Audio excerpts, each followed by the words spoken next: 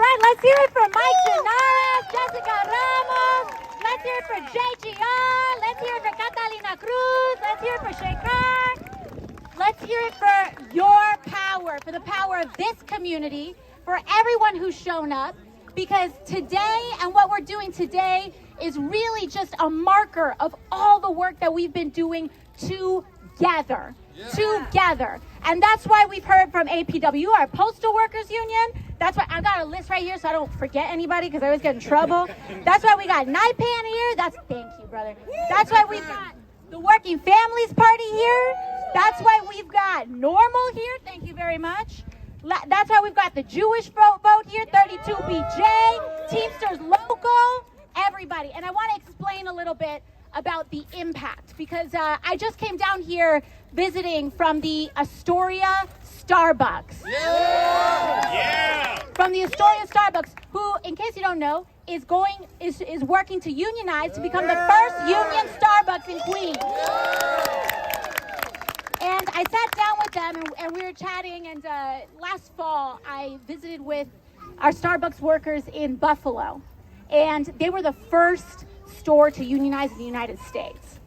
And I sat with them back then, and they were under so much harassment from corporate in order to get them to not unionize. And then fast forward to this morning, and I was sitting down with some of our Starbucks workers, and they're saying, man, you know, we were really planning for a lot of what Buffalo had endured. But so far, we haven't really experienced the kind of harassment that we were expecting. And we don't know why. And I said, well, I think you all have been doing an incredible job organizing. They executed a masterful union drive. And also, they have a city council person. They have a state assembly member. They have a state senator, and they have a member of Congress that will go ham if they are harassed or intimidated in the workplace. So one of the things that I shared with them, is that you all do the work, right? That some of the most immediate, tangible organizing you can do is economic organizing your workplace, or organizing your home, organizing your neighborhood. But then, on top of that, when you are protected at every level of your representation and elect people who actually fight for you, and not anyone else that they take a check from, but the people that elect them, then you can go far. You can do anything. You can secure whatever you want to organize for, and the sky is the limit. And I think it's important in times like now, when it can be really difficult and times are tough and rent is high and corporations in Wall Street are gobbling up 1 in every 7 single-family homes in the United States. When it's hard, and we're working on changing that. And when voting rights feel stalled, it is easy to feel down. It's easy to feel like, what are we accomplishing? And I think it's important for us to remind ourselves exactly what we've done right here in Queens. We've heard from some of our elected officials on what they're fighting for right now. $500 million for CUNY. Is that right, Zohran? $500 million for CUNY. We worked on a $2+ billion on state level, $2+ billion excluded workers fund led by Jessica Ramos. We have an incredible leader in State Senator Mike Ginares, who had to undo all of the crazy Republican gerrymandering that happened 10 years ago and navigate that process. That is hard, man. So appreciate that. We have Shekar, who is now one of the first South Asian city council members in New York City history, representing our community. And on the congressional level, I want you all to know what we've done too. We've got APWU here. Shout out, thank you. Our Postal Workers Union, in the last 2 years, we secured one of the first postal banking pilot programs right here in this district, in this community. When we also think about what we've done in terms of what elections allow you to do, when COVID first hit at the very beginning in March and April 2020, before the public health data was coming out, before we knew, before people in Washington knew that COVID wasn't hitting everyone in every community the same, you all told me.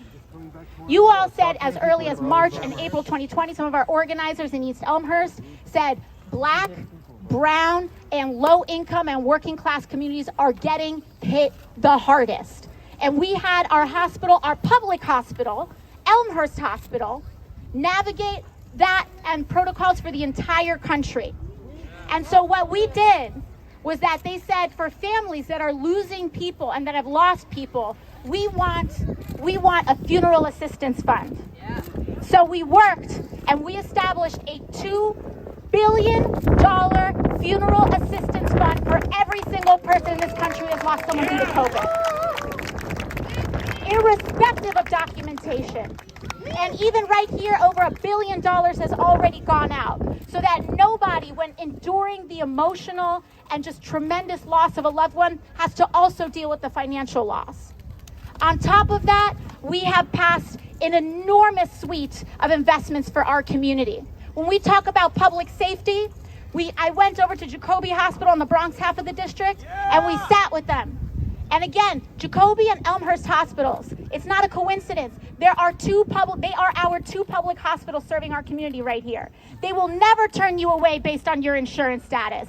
They will never turn you away based on your undocumented or documented status. They'll never turn you away based on your income. And they said, we're looking at the data, and the data showing the things that are driving this are everything that was pressure cooking from COVID and pre-COVID, cost of housing, mental health, young boys without mentorship or guidance or investment. And so what did Jacoby Hospital do? What did we do? We worked with social workers, and we worked with community organizers, and we worked with folks who have lifted themselves out of being previously incarcerated on Rikers Island.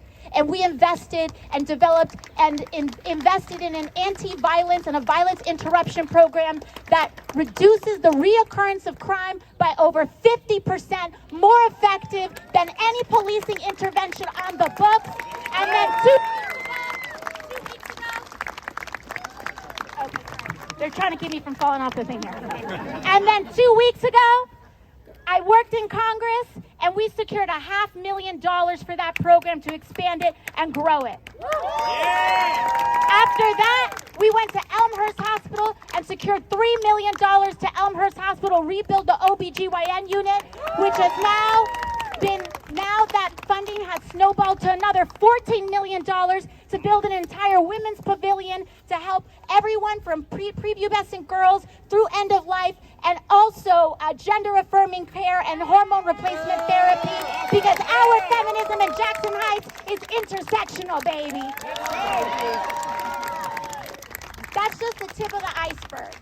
So elections matter when your representatives and candidates give a damn about you. And here in Jackson Heights, we are the epicenter of give a damn. Okay? We give a damn about our neighbors. We give a damn about our friends. We give a damn that our teachers are paid well. We give a damn that people who are incarcerated had a life leading up there that needs to be fixed. We give a damn here in Jackson Heights.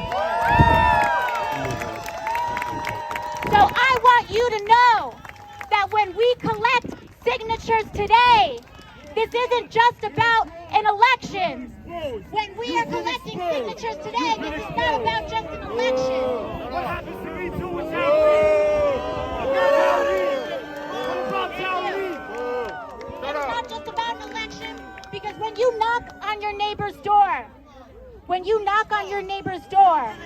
get out of here! All right, it's all right. When you knock on your neighbor's door today, Smash the speaker, get out of here! when you knock on your neighbor's door to collect, okay, when you knock on your neighbor's door to collect a signature today, you're not collecting a signature today. Tomorrow, it's to ask them to join the union. Green New Deal! Green New Deal! So we're here to fight for a Green New Deal. We're here to fight for Medicare for all. We're here to fight the right to unionize our workplaces. And we're here to elect progressives at every level of the ballot to change our city, our state, and our country. Thank you very much, President. I love you. Give it up.